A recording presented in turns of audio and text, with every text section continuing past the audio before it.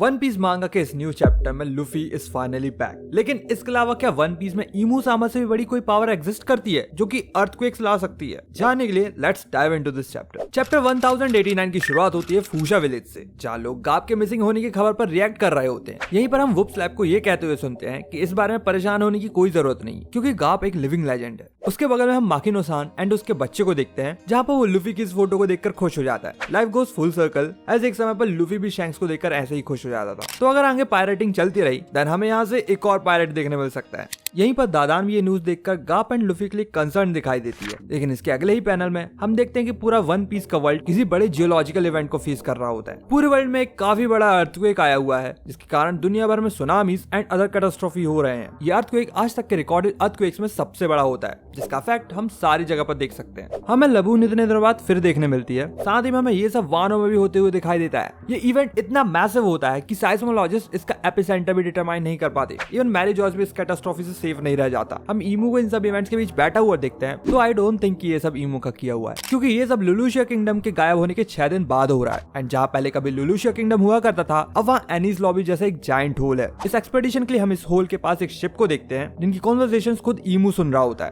यही हमें ये भी पता चलता है कि इन अर्थक्वेक्स के कारण सी लेवल 1 मीटर बढ़ चुका है। तो ये मुश्किल है कि ये सब ईमू का किया हुआ है। एज फिलहाल तो ये सब करने का मुझे तो कोई मोटिव समझ में नहीं आ रहा। और अगर ईमू लैंड को कंट्रोल भी कर सकता है, देन वो मैरी जॉर्ज पर अर्थक्वेक्स क्यों लाएगा? लेकिन अगर ईमू नहीं, देन यहाँ पर ये अर्थक्वेक्स एक और पॉसिबिलिटी को ऐड कर देते हैं कि शायद ईमू से भी बड़ी कोई हिडन ताकत एग्जिस्ट करती है जो कि ये सब कर रही है। अब पॉसिबली ये एल्बाफ के जायंट्स भी हो सकते हैं, क्योंकि वन पीस में उन्हें आइलैंड मूवर्स भी कहा गया है। बट अभी इस पर कुछ भी कहना अंधेरे में तीर मारना ही होगा। असाइड फ्रॉम दैट, इससे हमें ये भी पता चलता है कि मदर फ्लेम कितनी ज्यादा पावरफुल है, जिसके बारे में हमें आगे बताया जाएगा। राइजिंग सी लेवल्स काफी आइलैंड्स एंड सी शोर्स को डुबा देते हैं, जिसका इफेक्ट हम कंबाका आइलैंड एंड इवन फूशा विलेज पर भी देख सकते हैं। वहीं एग हेड भी इन सब इवेंट से बचा हुआ नहीं है। यहाँ पर काफी बड़ी फोर्स ने आइलैंड को घेर लिया है, जिनमें से कुछ लोग मैका मॉन्स्टर से लड़ रहे होते हैं, जिन्हें किजारू बड़े आराम से डिफीट कर देता है। हमें यहाँ पता चलता है कि अभी यहाँ पर टोटल 100 शिप्स हैं, जिनमें से 20 ग्रेट वॉरशिप्स हैं। एंड इवन इतना ही नहीं, बल्कि इनके साथ 30,000 मरीन्स भी यहाँ आए हुए हैं, जो कि किसी बस्टर कॉल से तो कहीं ज्यादा पावरफुल है। यहाँ पर हम देखते हैं कि इस ऑपरेशन को 9 नेवी वाइस एडमिरल्स लीड कर रहे हैं, जिनमें से कुछ तो नए चेहरे हैं, बट फॉर श्योर सभी वाइस एडमिरल्स हैं।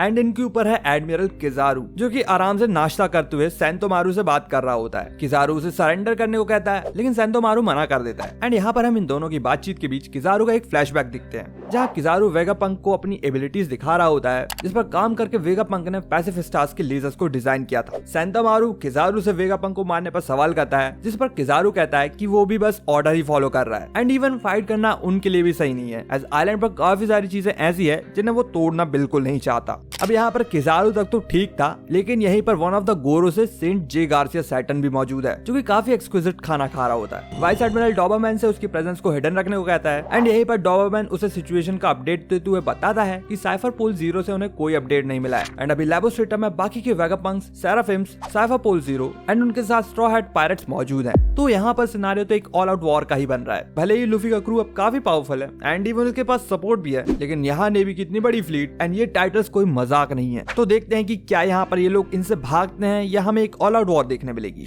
डॉबरमैन सैटर्न को भागे कुछ रिसर्चर्स एंड वर्कर्स के बारे में बताता है, जो कि शायद से वर्ल्ड सेंचुरी के बारे में कुछ जानते होंगे, जिनको सैटर्न डुबाने को कह देता है। सैटर्न को ज्वेलरी बोनी के भी आइलैंड पर होने की खबर मिलती है, जिसे वो एक लिटिल गर्ल बोलकर उसे ऐसे ही छोड़ देने को कहता है, जो फिर से उसकी एबिलिटीज एंड ओरिजिनल एज को लेकर सवाल खड़े कर देते हैं। या फिर ये गोरो से के बस कहने का एक तरीका ही हो सकता है। और इस पर आपका क्या सोचना है मुझे कमेंट्स में जरूर बताना। अगले पैनल में हम देखते हैं कि मैरी जॉर्ज में किसी का कॉल आया हुआ है, जिसको Kizaru and Saturn black transponder का यूज करके इंटरसेप्ट कर रहे होते हैं। एंड ये कॉल योग का होता है, जो कि गोरो से उस पर अटैक करने पर गुस्सा हो रही होती है। यहाँ पर यह भी कंफर्म कर दिया जाता है कि उसी ने वेगापंक के बिट्रेयल के बारे में गोरो से इसको बताया था। वीनस योग से पूछता है कि ये अच्छा है कि तुम अभी तक सरवाइव कर गई, लेकिन CP0 एंड स्ट्रॉ हैट्स का क्या हुआ? जिस पर योग का बड़ा कॉन्फिडेंट जवाब आता है कि अगर वो ये कॉल कर रही है देन ये ऑब्वियस है कि कौन बचा हुआ है। आगे गोरो से उसे बताता है कि वो उसे कुछ नहीं करेंगे, क्योंकि वेगापंक के अलावा वही है जो मदर फ्लेम को रेप्लिकेट कर सकती है, जो कि ओरिजिनली इसी ने गोरो से इसको दिया था, जिसका यूज लुलुशिया किंगडम पर हुआ। ऑफ कोर्स ये इमू का ही ऑर्डर है जिस पर ये गोरोसेस ये सब कह रहे होते हैं, जिसके लिए योक उनसे कहती है कि मदर फ्लेम के लिए जिस फ्यूजन रिएक्टर की जरूरत है वो यही है, तो वो लोग उसकी लैब को डिस्ट्रॉय ना करें। एंड या अभी भी वो एक सेलेस्टियल ड्रैगन बनना चाहती है, जिसके लिए गोरोसेस मान जाते हैं। लेकिन इससे पहले कि इनकी बातें खत्म होती, हम नेक्स्ट पैनल में देखते हैं कि जो योक अभी तक इतनी कॉन्फिडेंट थी वो फूट फूट कर रोने लगती है एंड वो खुद को लुफी से बचाने को कहती है, जिसे सुनकर गोरोसेस एंड किजारू शॉक्ड हो जाते हैं क्योंकि उन्हें लग रहा था कि योक एंड उसके सेराफिम्स ने लुफी एंड बाकियों का खेल खत्म कर दिया। लेकिन यहाँ भाई लुफी का क्रू अब योंग को लेवल का हो चुका है, जिसने पूरी बाजी ही पलट दी।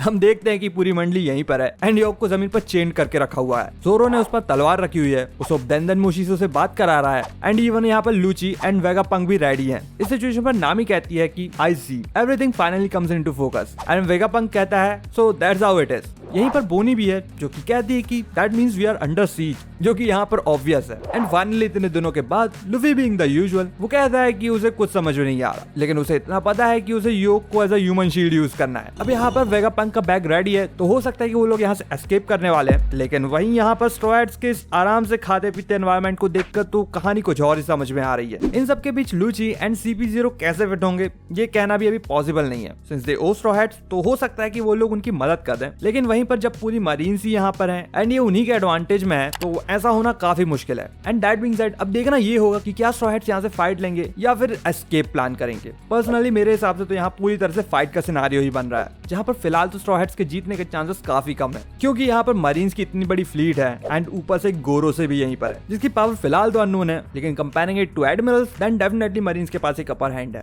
सो लेट्स सी कि आगे यहाँ से क्या सिनेरियो बनता है। बाकी इस चैप्टर को लेके आपके क्या थॉट्स है मुझे कमेंट्स में जरूर बताना। अब नेक्स्ट वीक WSG का ब्रेक है, तो हमें इसके नेक्स्ट चैप्टर के लिए थोड़ा और वेट करना होगा, बट आई गेस गियर 5 इन चीजों को कंपनसेट कर देगा। बाकी one piece and other animes related news and content को फॉलो करने के लिए चैनल को सब्सक्राइब जरूर कर लेना। And with that being said, मैं लेता हूँ आपसे विदा और फिर मिलता हूँ आपसे नेक्स्ट वीडियो में।